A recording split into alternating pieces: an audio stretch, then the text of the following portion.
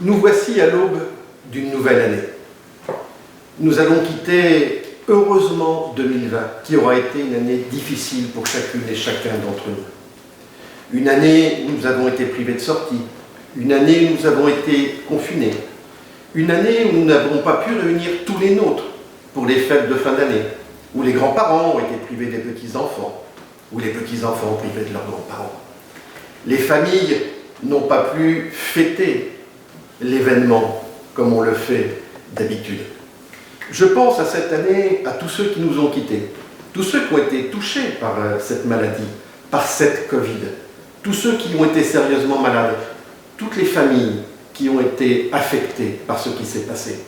Je pense aussi naturellement à ceux qui sont privés de leur travail, aux commerçants, aux cafés, aux restaurateurs, aux hôteliers, à toutes celles et à tous ceux, petits commerçants, commerçants de taille moyenne, activités, n'ont pas pu réaliser tout ce qu'ils avaient prévu.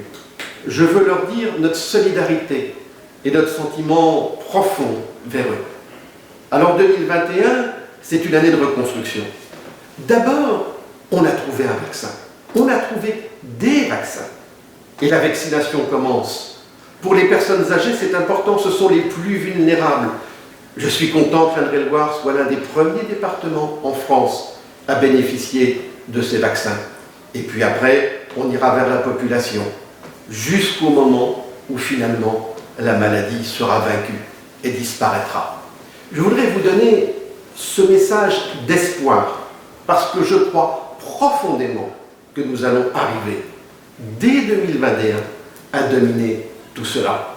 Nous pourrons nous réunir, nous pourrons retrouver des moments forts. Vous savez, finalement, le président de la République a parlé d'une guerre. Eh bien, je pense que quand ça sera terminé, on aura un sentiment de libération. On pourra sortir. Quel plaisir de retrouver nos terrasses, de pouvoir descendre en ville, de retrouver nos restaurants, de pouvoir convier les amis, de pouvoir convier la famille. L'homme n'est pas fait pour vivre seul. Il est fait pour vivre entouré, pour partager, pour donner, pour recevoir. Alors 2021, je souhaite que ce soit une année du partage, une année de la réception. Et puis à Saint-Cyr, la vie va reprendre. On va livrer enfin l'ancienne mairie totalement réhabilitée. Dire que je m'inquiétais de fermer tous nos locaux pendant des mois en me disant mais où les associations vont pouvoir se retrouver? Eh bien le Covid nous a aidés en quelque sorte et on a pu faire un réaménagement complet. Dans quelques semaines, on réouvrira la mairie. Vous verrez, ça sera une très belle installation. Et puis il y aura une nouvelle tranche à la Ménardière. Le parc est déjà fait, déjà planté. Saint-Cyr a toujours été en avance dans ce domaine. Beaucoup de communes parlent maintenant de faire de la plantation dans l'espace urbain. Nous, cela fait 30 ans qu'on le fait. Et la Ménardière, à ce titre-là, est un exemple.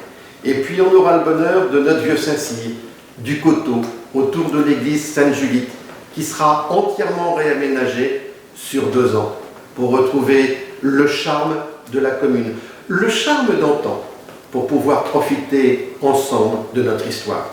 À vous toutes, à vous tous, à tous ceux que vous aimez, j'adresse des vœux sincères de bonnes et heureuses années pour 2021, des vœux de bonne santé et des vœux de bonheur. À chacune, à chacun, je vous le dis, vous méritez le meilleur. Bonne et heureuse année 2021.